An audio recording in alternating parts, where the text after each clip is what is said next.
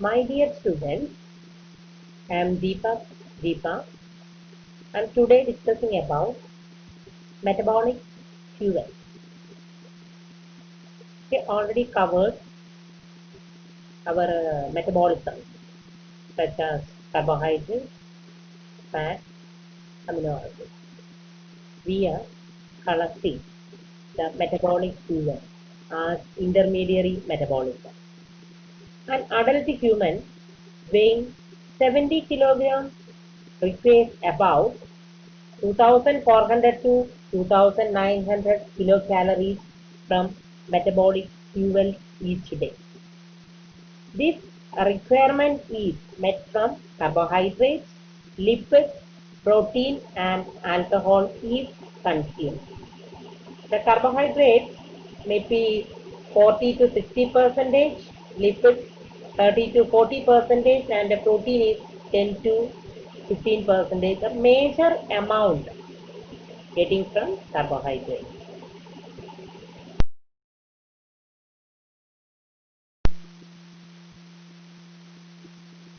The fuel being oxidized varies depend on whether the subject is in the fed or starving state and on the intensity of physical work.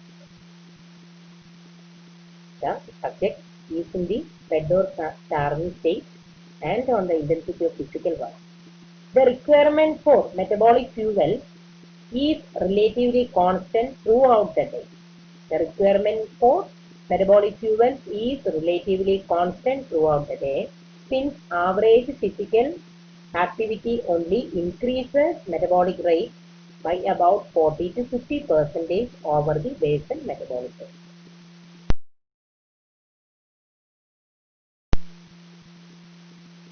The most people consume their daily intake of metabolic fuel in 2 or 3 meals. So there is a need to form reserve of carbohydrates, glycogen in liver and muscle, and lipids, triacylglycerol in adipose tissue for use between meals. The most people consume their daily intake of metabolic fuels in 2 or 3 meals. In between these, the body takes reserve of carbohydrate and lipids. The reserve of carbohydrate in as glycogen in liver and muscle, and lipids, triacylglycerol in adipose tissue.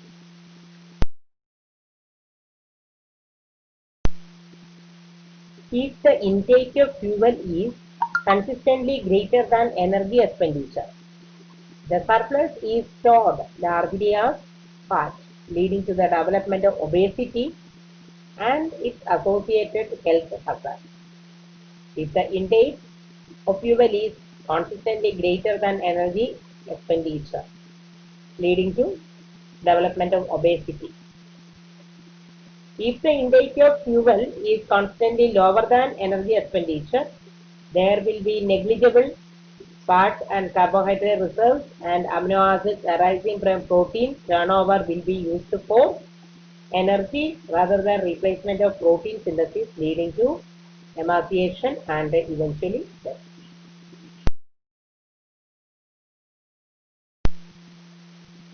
After a normal meal, there is an ample supply of carbohydrates, and the fuel for most tissue is glucose.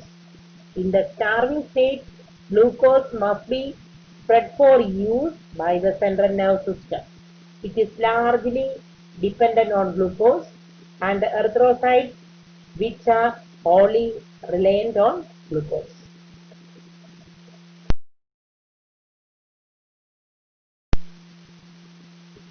Other tissues can utilize alternative fuels such as fatty acids and ketone bodies.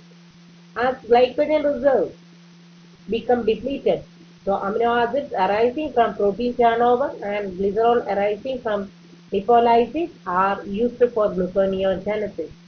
These events are largely controlled by the hormone insulin and glucagon. In diabetes mellitus, there is either impaired synthesis and secretion of insulin. In type 1 diabetes mellitus, or impaired sensitivity of tissues to insulin action, that is type 2 diabetes mellitus leading to severe metabolic derangement.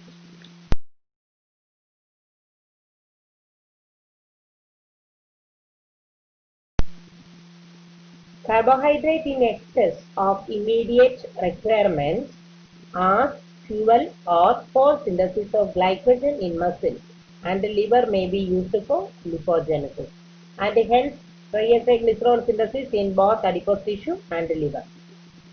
Carbohydrate in excess. The excess carbohydrate is stored as glycogen and in excess used for lipogenesis, and hence triacylglycerol synthesis in both adipose tissue and liver.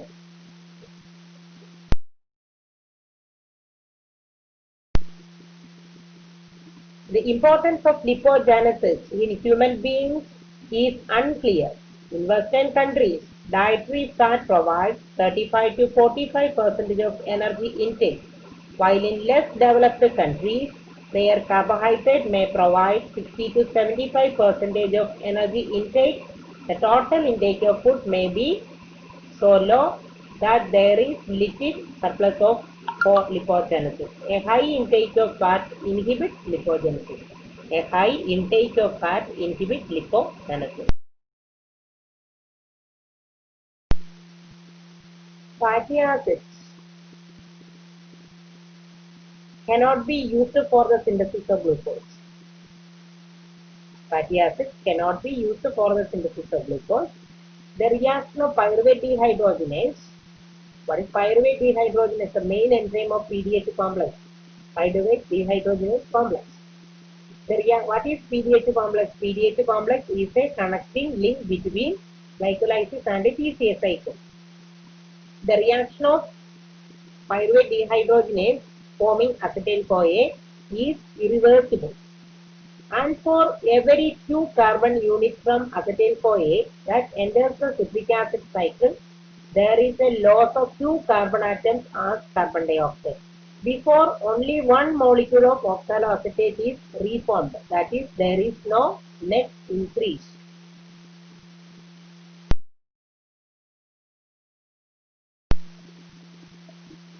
This means that acetyl coenzyme A can never be used for gluconeogenesis. Acetyl-CoA can never be used for gluconeogenesis. Therefore, any substrate that yield acetyl-CoA or any substrates that yield acetyl-CoA can never be used for gluconeogenesis. The relatively rare fatty acids with an odd number of carbon atoms yield propionyl-CoA as the product of the final cycle of beta oxidation. And these can be substrate for gluconeogenesis, as can the glycerol released by lipolysis of adipose tissue, triacylglycerol reserves.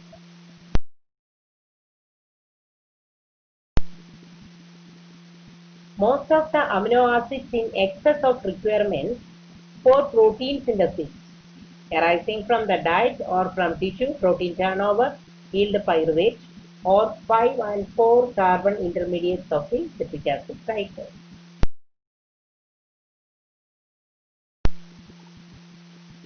Pyruvate can be carboxylated to oxaloacetate, which is the primary substrate for gluconeogenesis.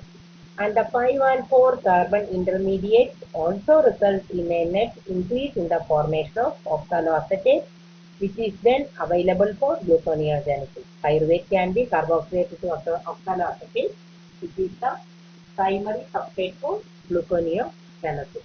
Pyruvate is the primary substrate for gluconeogenesis.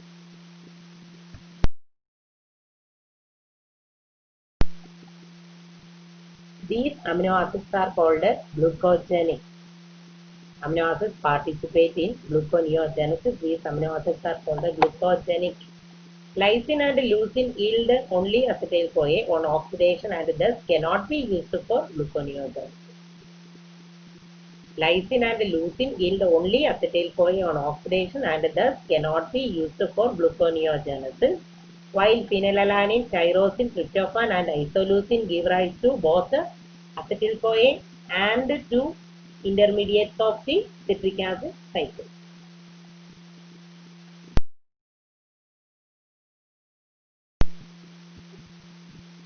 Those amino acids that give rise to acetylcoenzyme A are classified as ketogenic because in the starving state, much of the acetyl-CoA will be used for the synthesis of ketone bodies in the liver. Those amino acids that give rise to acetyl-CoA are classified as ketogenic because in the starving state, much of the acetyl-CoA will be used for synthesis of ketone bodies in the liver.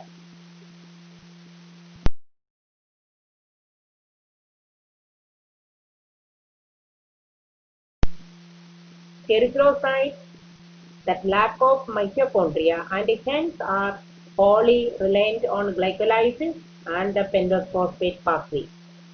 The brain can metabolize ketone bodies to meet about 20% of its energy requirements. The remainder must be supplied by glucose.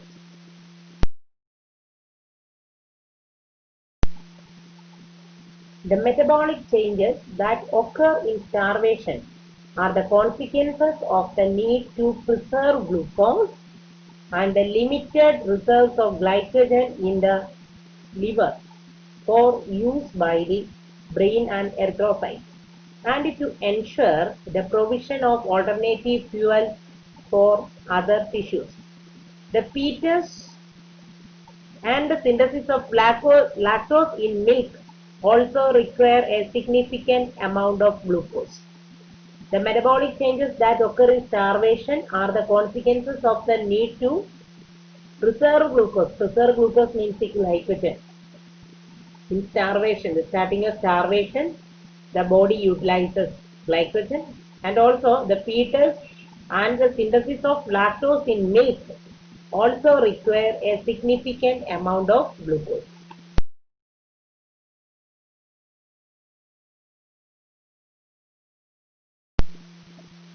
In the fed state or fasting state, the metabolic reserves are laid down, or metabolic reserves of food are decreases for several hours after a meal.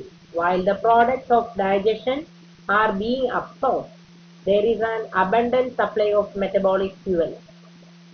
Under these conditions, glucose is the major fuel for oxidation in most tissues. This is observed as an increase in the respiratory quotient. That is the ratio of carbon dioxide produced to oxygen consumed. The respiratory quotient from about 0.8 in the starved state near to 1. The metabolic quotient in the starved state, that is near to 1.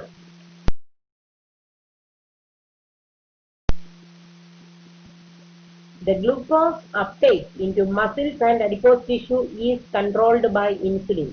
Glucose uptake into muscles and adipose tissue is controlled by insulin, which is secreted by the B islet cells of pancreas in response to an increased concentration of glucose in the portal blood. An early response to insulin in muscle and adipose tissue is the migration of glucose transporter vesicles to the cell surface espousing active glucose transporter. Glucose transporter 4. I think it is already studied. Glucose transporter 1, 2, 3 and 4. The glucose transporter 4 is under the control of insulin.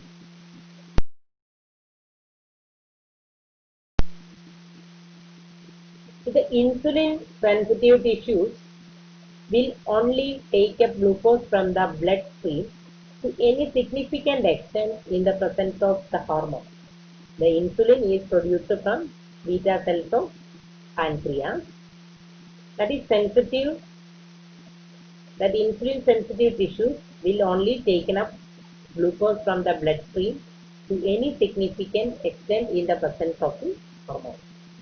As insulin secretion falls in the starved state, so the transporters are internalized again, reducing glucose uptake. In the starved state, glucose uptake is decreases. That means The glucose transporters are under the control of insulin. In the starved state, the insulin secretion is stalled. So the transporters are internalized again, reducing glucose uptake.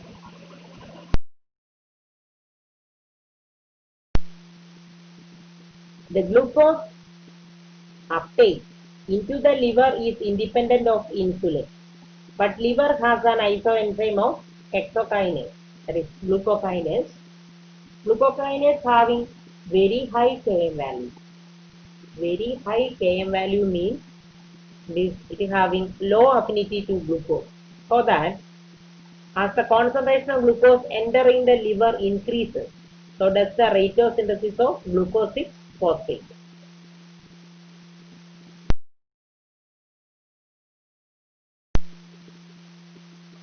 This is an excess of the liver's requirement of energy and is used mainly for synthesis of glycogen.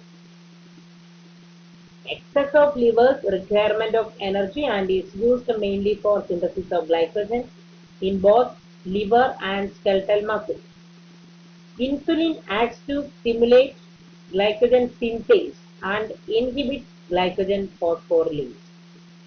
Some of the glucose entering the liver may also be used for lipogenesis and the synthesis of triacylglycerol. We already studied insulin activate or stimulate glycogen synthase. Glycogen synthase is a regulatory enzyme of glycogen synthesis, and also insulin inhibits glycogen phosphorylase. Glycogen phosphorylase is the regulatory enzyme of glycogenolysis. Some of the glucose entering the liver may also be used for lipogenesis and the synthesis of triacylglycerol.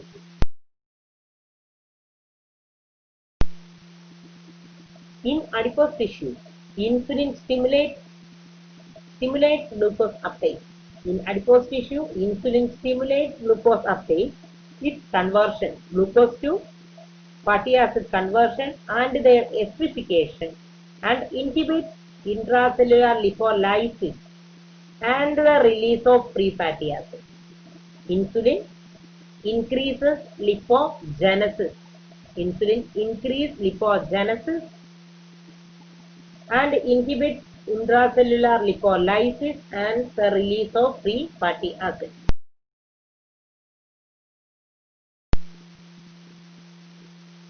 The product of lipid digestion enter the circulation as triacylglycerol-rich chylomicrons.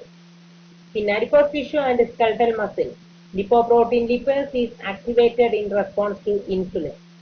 The resultant free fatty acids are largely taken up to form triacylglycerol reserve, while the glycerol remains in the bloodstream and is taken up by the liver and used for glycogen synthesis or lipogenesis. The glycerol remains in the bloodstream and is taken up by the liver and used for glycogen synthesis or lipogenesis. The products of lipid digestion enter the circulation as triacylglycerol-rich chylomicrons.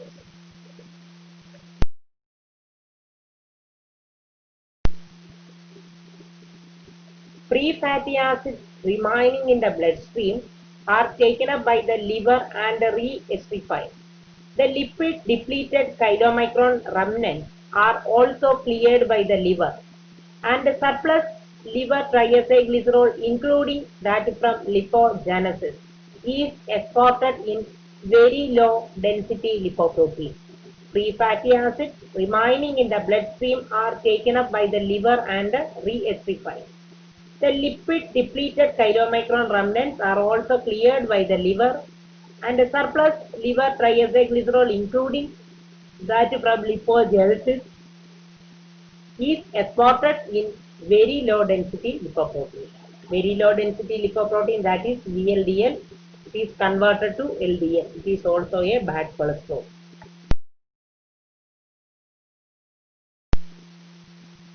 Under normal feeding patterns, the rate of tissue protein catabolism is more or less constant throughout the day. The protein catabolism is more or less constant throughout the day under normal feeding patterns.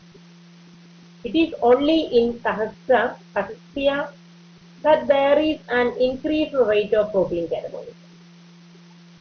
There is net protein catabolism in the photoabsorptive phase of the feeding cycle and net protein synthesis in the absorptive phase, when the rate of synthesis increases by about 20 to 25%.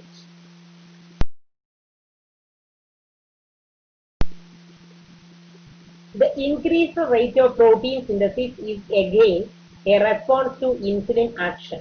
Protein synthesis is an energy expensive process, accounting for up to almost 20% of energy expenditure in the fed state, when there is an ample supply of amino acids from the diet, but under 9% in the starved state.